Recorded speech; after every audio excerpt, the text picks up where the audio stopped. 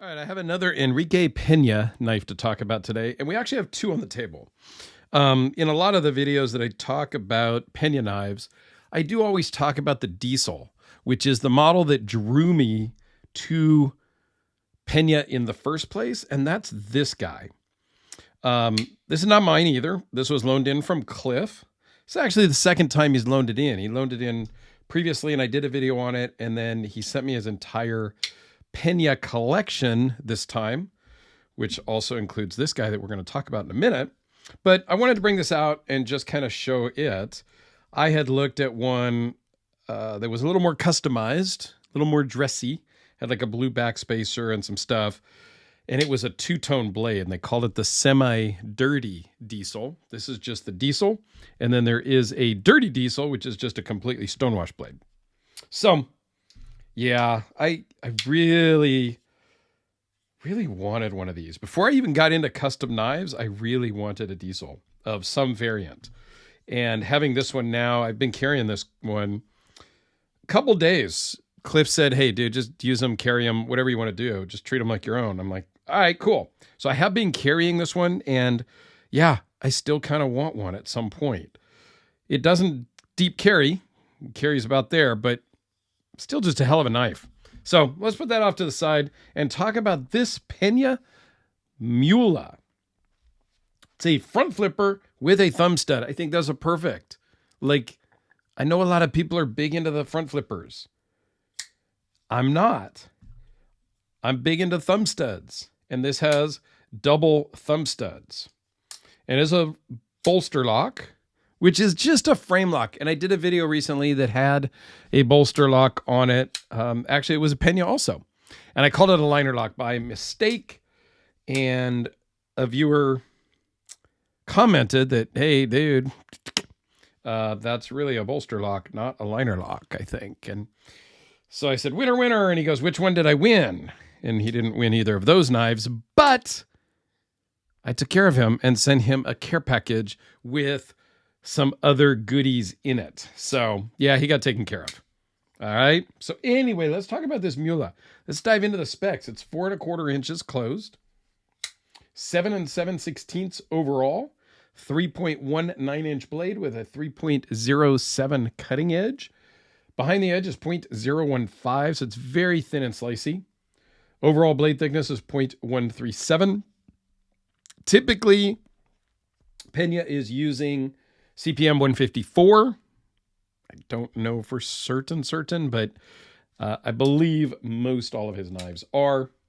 And this one has an overall thickness that does taper again down here at the bolster.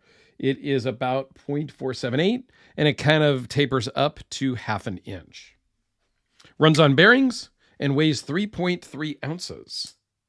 This particular version of it has a very nice clip. I believe it is a Damascus clip, not just heat anodized titanium, but I could be wrong. Has a very nice micarta scales where you can see, and that's the beauty. Some people love it and some people hate it, that it changes colors. And you can see right around the pocket clip where it does not get much hand touching, and here kind of under the clip and around there's like a halo. That's its natural color. The rest, where it's darker, is from the oils of your hands getting on it, kind of soaking into the material and just changing the color. I think it's cool.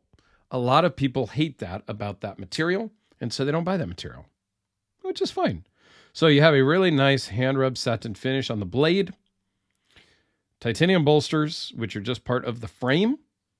The micarta scales, very good fit and finish. Like, even with a fingernail, you can't catch an edge.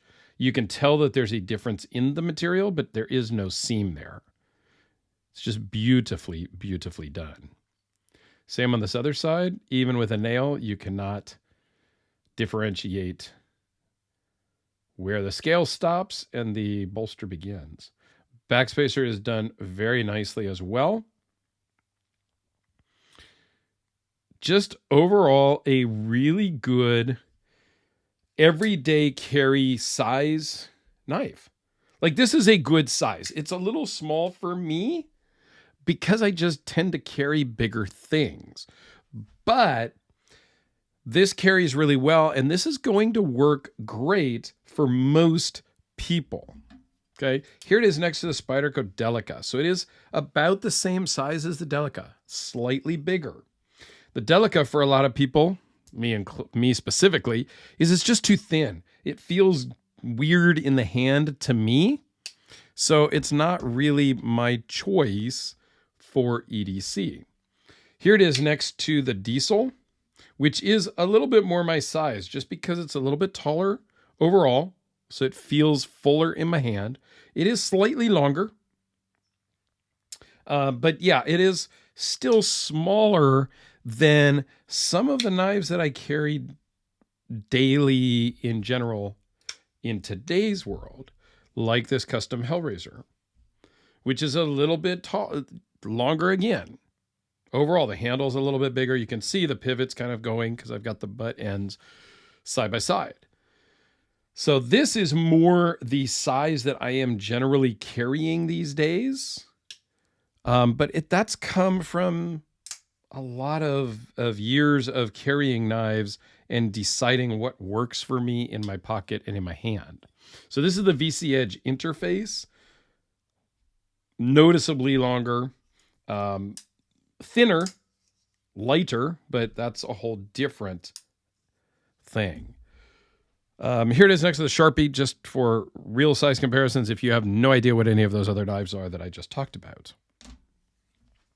So take a look at my Pena playlist that I will put up here in the corner, and you can see the rest of Cliff's collection, plus other friends that have loaned in Pena knives.